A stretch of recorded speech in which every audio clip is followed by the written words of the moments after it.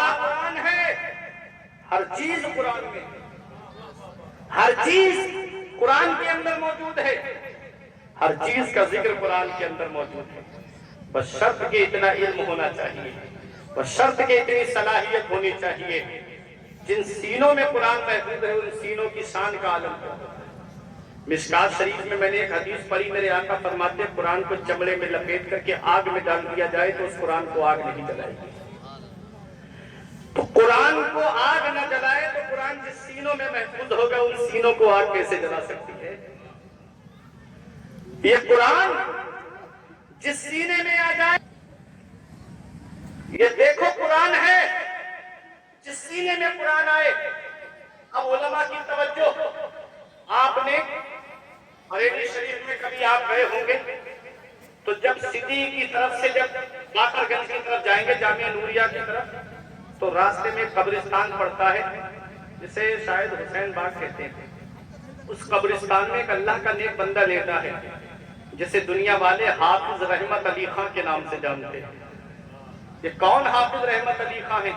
پیلی بھیت شریف کے اندر جامع مسجد ہے، دلی کی جامع مسجد کی ہو کاپی ہے۔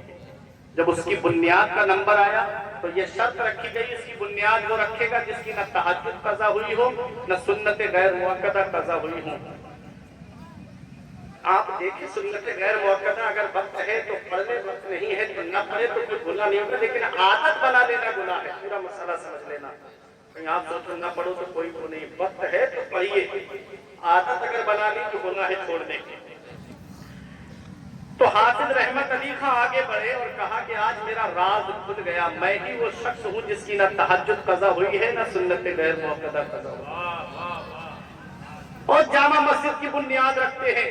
آج کی پیلی بھیت شریف میں وہ جامع مسجد موجود ہے، شب برات کے موقع پہ بہت بڑا جلسہ ہوتا ہے اس مسجد میں۔ وہ جنگ آزادی میں شہید ہوئے۔ ان مدرسوں کو حقارت کی نگاہ سے دیکھنے والوں، یہ مدرسے ہی ہیں کہ جب جب ضرورت پڑی تو مدرسے ہی کا پروڈکٹ آگے بڑھا ہے۔ آپ تاریخ اٹھا کے دیکھ لو نا، جب انگریزوں نے ہندوستان پہ قبضہ کیا اور اس سونے کی چڑیا کو پھر سے قید کر لیا گیا تو سب سے پہلے انگریزوں کے خلاف جس شخصیت نے جہاد کا فتویٰ دیا تھا وہ کسی کالج یونیورسٹی کا پڑھا ہوا نہیں تھا بلکہ مدرسے کے پڑھے ہوئے علامہ فضل حق خیر آبادی تھے۔ سبحان اللہ سبحان اللہ، اسی مدرسے کے پڑھے ہوئے تھے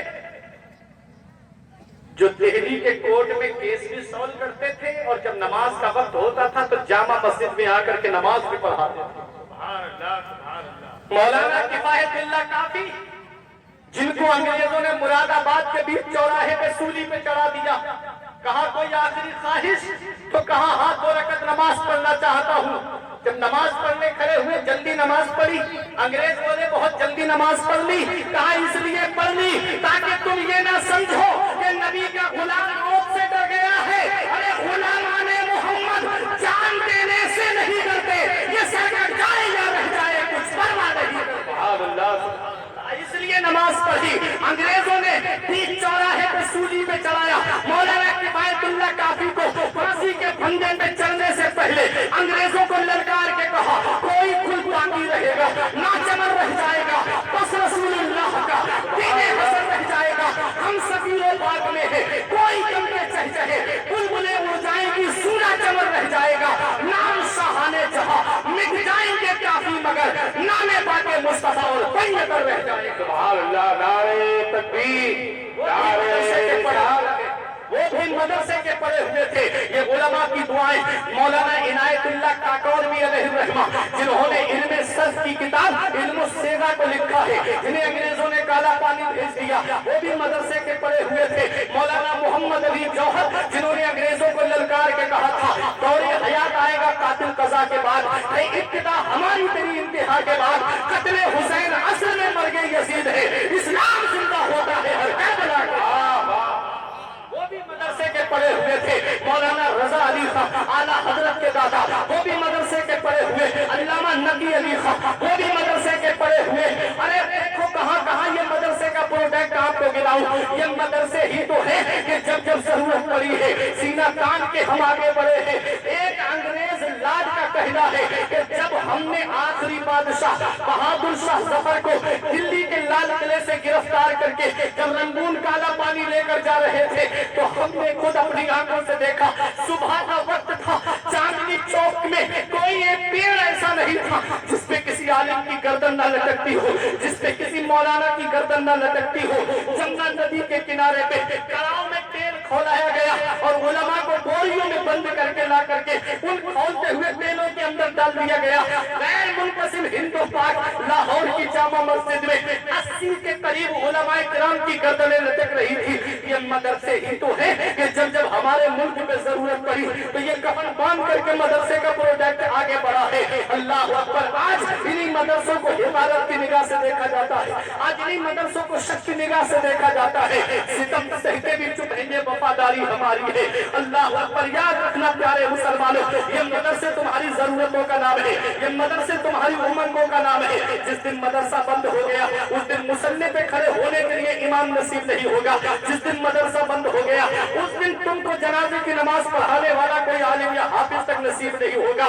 اس لیے اپنی شادیاں ہلکی کر دو۔ 50 ہزار روپے ڈانس پارٹی اور بینڈ میں خرچ کر دیے جاتے ہیں، 3 ہزار کے ٹکٹ خرید کر کے فلمیں دیکھنے کے لیے میری قوم کے نوجوان جاتے ہیں۔ کیا مرنا نہیں ہے؟ کیا نبی کو چہرہ نہیں دکھانا ہے؟ کیا اپنے آقا کو چہرہ نہیں دکھانا ہے؟ ارے قبر کے اندر گئے اور اس حال میں دنیا سے چلے گئے، فلمیں دیکھ کے دنیا سے چلے گئے، گانے سن کے دنیا سے چلے گئے، عیاشیاں کر کے دنیا سے چلے گئے، تو قبر میں آقا کو کیا چہرہ دکھاؤ گے؟ میرا امام فرماتا ہے ان کو رحم آئے تو آئے ورنہ وہ بڑی مار ہے کیا ہونا ہے، چھپے لوگوں سے کیے جس کے گناہ وہ خبردار ہے کیا ہونا ہے، آئے بجلی تو کہاں آ کر لاؤ، عین مجدار ہے کیا ہونا ہے، کل تو دیدار کا دن ہے اور یہاں آنکھ بیکار ہے کیا ہونا ہے۔ اس حال میں دنیا سے مت جانا کہ محلے کے لوگ یہ کہیں ایک زانی کا جنازہ جا رہا ہے، اس حال میں دنیا سے مت جانا کہ محلے کے لوگ کہیں دوسروں کی زمین پہ قبضہ کرنے والے کا جنازہ جا رہا ہے،